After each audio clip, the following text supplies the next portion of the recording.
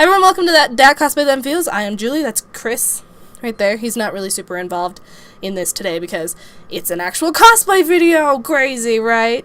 Instead of me just talking about myself. So a lot of people, I posted pictures of my Princess Celestia cosplay, and for those who don't know who that is, her picture will be in here somewhere. It's a pony.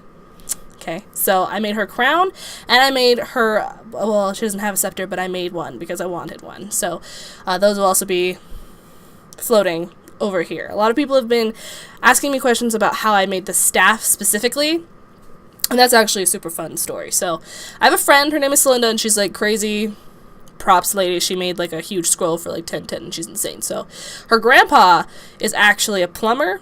So for the base of my staff, I used pipe. Is it PCB?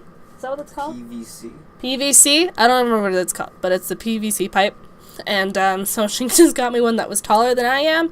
So I'm like 5'2"-ish, and it stands about right here when it's all done. Like now that it's finished, it's like up here.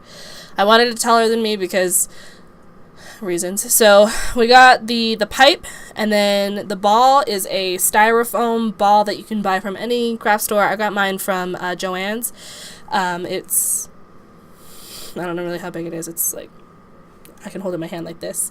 And some clay, which is surrounding the ball, because the styrofoam balls are porous, and I was planning on spray painting everything. So spray paint and styrofoam aren't exactly friends. From what I've seen, is if you don't put a base or something over the styrofoam, it eats at the styrofoam. Yep. So yes, so you don't want to do that. So I got the clay that dries overnight, because you can't put a styrofoam ball inside clay in the oven, because that's a fire hazard. So that's not what I did. So I first I wrapped the ball in clay, and obviously unless you're super crazy, it was like lumpy, and I had to wait 24 hours for the thing to dry. And it'll tell you on the package of what you bought how long the dry time is. Mine was 24 hours, which is not bad. So it took about 3 days to make everything, and that's the staff and the crown.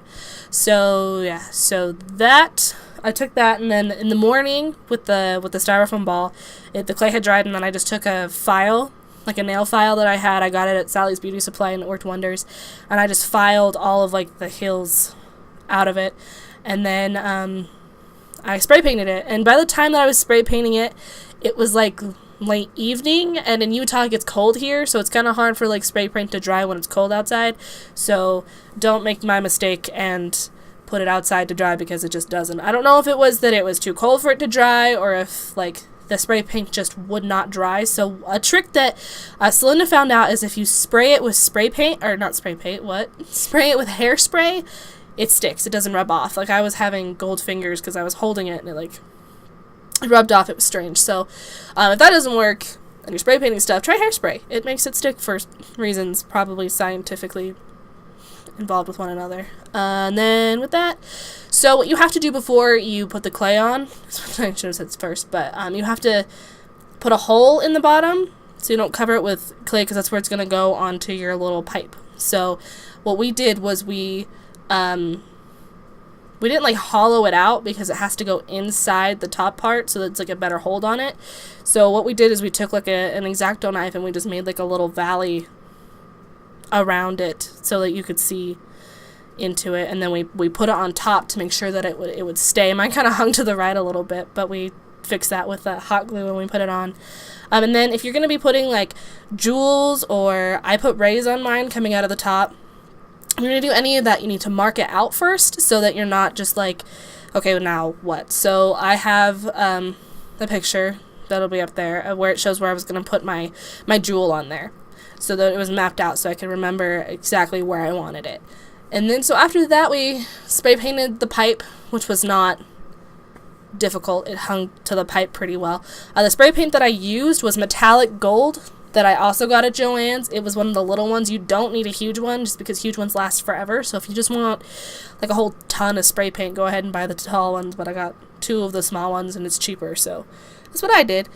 And then, so after that was all dry and everything, and then I put it on, and we glued on the top part, and then we stuck the rays in. Now the rays for the sun are gold sheets of just craft foam. is all that we bought. They're like 69 cents at Joann's. You can pretty much get them anywhere, I think, because I've even seen them at like Walmart. So you can get them, craft store, whatever. I was just in the same place. And then, so we flipped it over, and then on the back we traced out how big we wanted it. No, not on the back. We used a paper stencil, actually. So we drew the paper stencil, and we put it on there, and then we cut it out, and we had, the way that mine works is every other one is different. So there was like a straight one and then a curvy one. And so we put that on every other one, and they go all the way down to like the base of my staff. And then in the middle, I don't know how resin works. Like, I looked at tutorials, and frankly, resin scares me. So I just bought this big, huge bag of gems. And unfortunately, this bag of gems didn't have the diamond shape that Celestia uses on her crown, because that's what I wanted to begin with.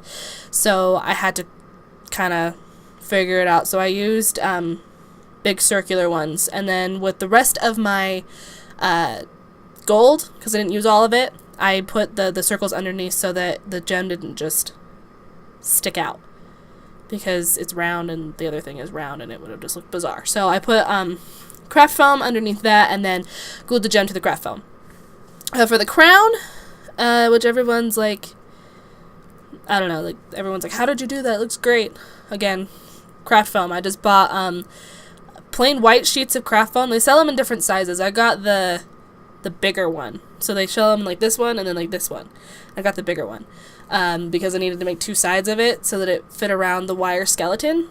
So what we did is we made a wire, like her little arch thing, and then one that came around the back so that it sat on my head, so I didn't have to like pin the foam to myself. So it sits on my head, it's formed to my head, so it kind of hangs out. I'm still going to bobby pin it, because obviously I don't want people being able to pluck my crown from me. But yeah, so it sits on my head like that, and then I spray painted the foam gold, let it dry, and then I put the gem on there, and then with gold metallic puffy paint I put on the details. So the crown was a lot easier than the staff, and that took me only about like an hour to finish the crown and everything. So that is how I created Princess Sunbutt's staff and crown, and she should be finished and debuting at CMPC. Well, not debuting at CMPC, but she'll be debuting at FanX, Salt Lake City Comic Con's FanX thing, and then you'll see her again at Crystal Mountain PonyCon. So hooray for creating things. Thanks for watching, guys.